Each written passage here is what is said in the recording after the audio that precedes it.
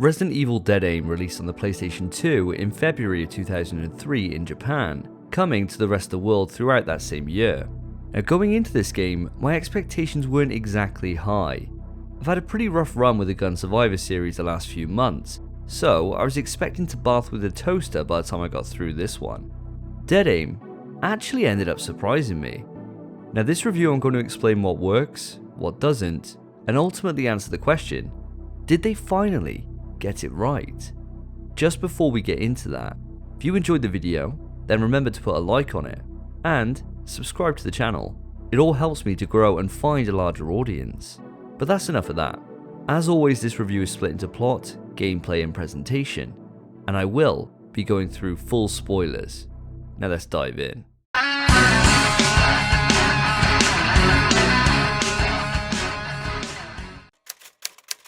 (2002), 4 years after the Raccoon City incident, an Umbrella lab in Paris is raided and samples of the T-virus are stolen and then set loose on the Spencer Rain, an Umbrella-owned ocean liner by Morpheus D. Duval. His plan? To unleash the T-virus across the world unless China and the US pay him $1 million. The US of A walk a zero-tolerance line to bioterrorism, and so they send in newcomer to the series Bruce McGivern to give Morpheus a nice cup of liberty. Now our story begins with our hero caught in a sticky situation. Morpheus is about to end it all when a mysterious woman in traditional Chinese dress lobs a grenade at the pair. Bruce gets out of there, while Morpheus learns firsthand that it isn't an ordinary grenade. It's a goddamn pocket nuke. Now we begin playing from this point, and for the next 2 hours, it's all action. Zero filler. The game just doesn't stop moving. Hell, within 15 minutes, Morpheus has injected himself with a new experimental virus, turning himself into a woman and gaining electro powers. It's wild, and it gets even crazier. By the time the game wraps, you'll have survived a ship crash, a whole barrage of missiles detonating at point blank range, and an elevator ride straight to hell. Now even with all this over-the-top carnage, the game did something I didn't expect. It tries to weave a message throughout the narrative. Now, I don't want to get overly political here, but I'll try and explain it. That mysterious grenade-throwing woman? That's Fong Ling, a special agent sent in by the Chinese. And even though her and Bruce's missions align, the two governments are against cooperation. The juxtaposition between how America and China are shown to us here is clear as day. America doesn't back down to terrorists, and they refuse to cough up the ransom. China, at the halfway mark, does. On top of this, Bruce is trying to establish contact with Command for most of the game, whereas Fong Ling is tracked by a computer chip embedded within a tattoo, and instead of calling her off the mission, China sends a satellite to launch an orbital strike on her. Now this isn't some woke Kotaku nonsense. The difference in depiction here is overt, and certainly not something that I was expecting in a Resident Evil game. Now in saying that, I've got nothing wrong with it. It's actually quite refreshing given the situation the world finds itself in these days, but I don't think including this kind of message really fits within the Resident Evil universe. It just feels weird. The plot overall is a bit of a strange one. We pick up the game near the end of the overall mission that Bruce has been on, and then it just continues to escalate from there. For the short runtime, the game has a lot to show us, and the characters do get time to develop a relationship. It's nothing special, but it's serviceable, and I suppose that's all you really need from a Gun Survivor game. Survivor and Survivor 2 kept the perspective locked to the first person. In Deadaim, it tries something new. The camera is behind your character for movement, but when you take aim, the perspective switches to first person, a reticle appears, and you shoot the living shit out of anyone that gets in your way. Now just like his predecessors, it's got an arcadey style, so if you're going into this expecting item management and a terror-filled experience, you're going to be sorely disappointed. Every safe room is chock full of ammunition, heals are plentiful, and there's a huge assortment of weapons to lay enemies to waste. Now all the usuals are here: pistols, shotgun, magnum, and an anti-life gun? It does exactly what it says on the tin. It ends shit.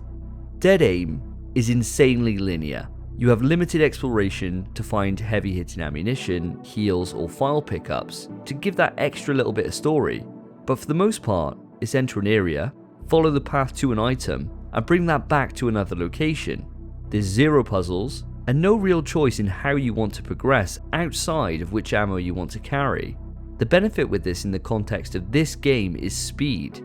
It feels high tempo, and this feeling of progression helps the game flow without the drag of boredom setting in. Now, just like the other Gun Survivor games, you can choose to play either with a controller or a Namco GunCon 2. Now, when it comes to my experience, I bought the game for PS2 and played it on native hardware.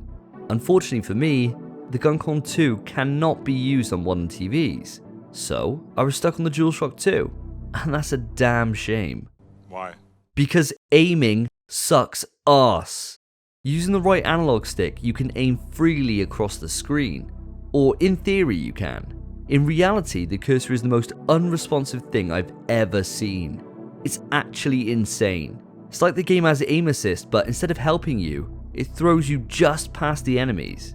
And when 99% of the gameplay is shooting, you'd assume this would be a deal breaker for me. But it's not. This game has 2 saving graces which stopped any frustration. Enemies are absolutely useless. If this was any other Resident Evil, seeing this many enemies this close would mean you're in for a world of hurt. Here, you can weave through a crowd without any real threat. The grab range on the enemies is mega small. It's like the zombies have turned over a new leaf and gone vegan. They just aren't interested. Couple this with the fact that enemies are so slow that you can run from one room to another without needing to engage in any combat at all. Oh, and I almost forgot. The enemies can't climb stairs. So put yourself up on a small ledge and you can take as much time as you want to pick them off. Honestly, it just baffles me why China paid the ransom. These guys are about as much use as Stevie Wonder's sunglasses. You have a dodge. Now in Resident Evil, I love a good dodge.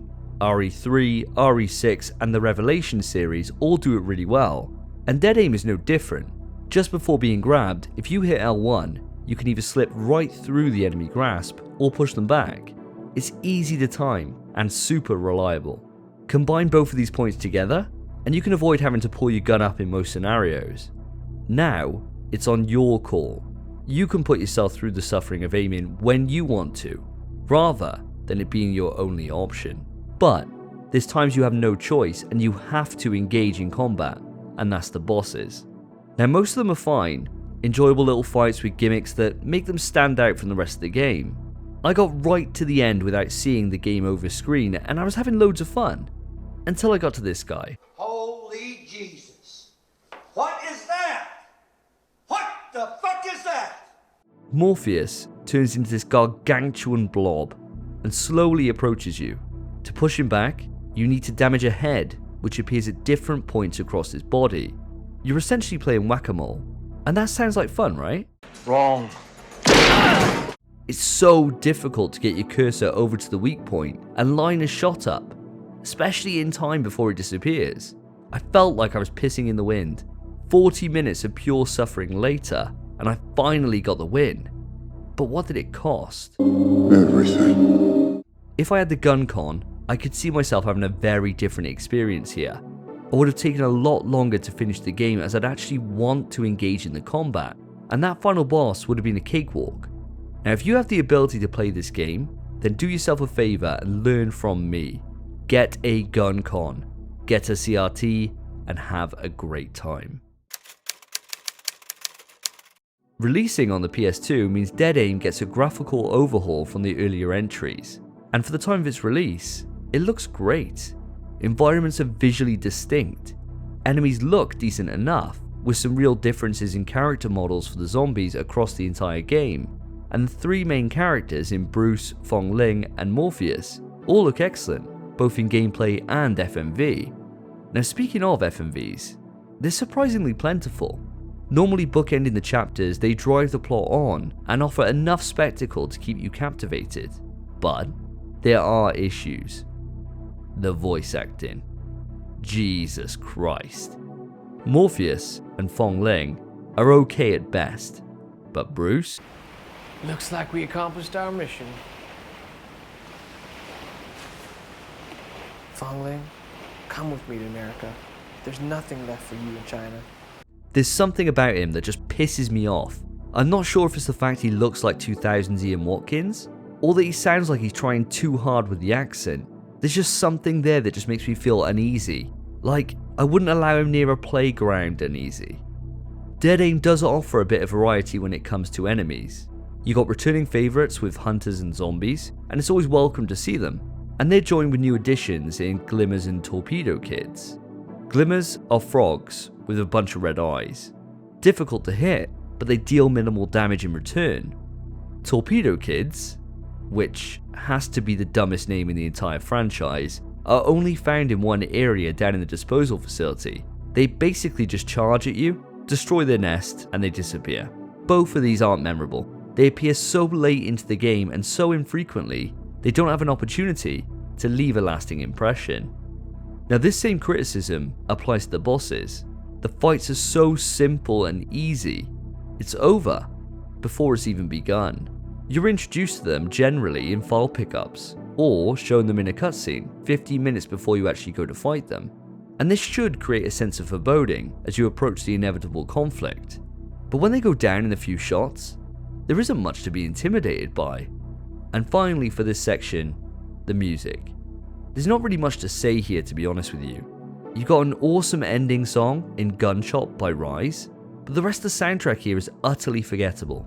The save room theme is okay, going for a more Silent Hill-esque vibe than you typically find in Resident Evil, and it works, but it isn't going to find its way into my Spotify playlist anytime soon.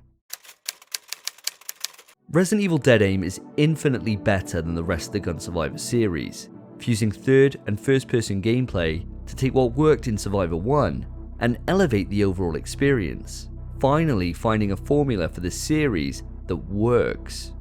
It doesn't feel like a cheap imitation of the wider series.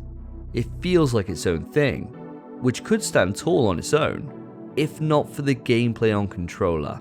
It's a real shame, as it sullies the overall experience.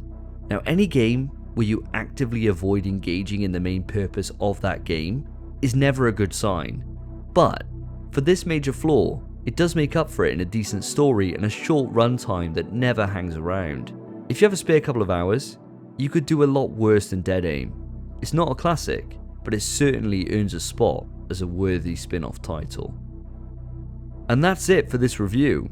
Now, if you enjoyed the video, then put a like on it, and subscribe to the channel for more Resident Evil content. Up next is Resident Evil Outbreak, which I'm extremely excited to get into. Now, if you're still craving a bit more content, you can also find me on a fortnightly PlayStation podcast called In PS We Trust.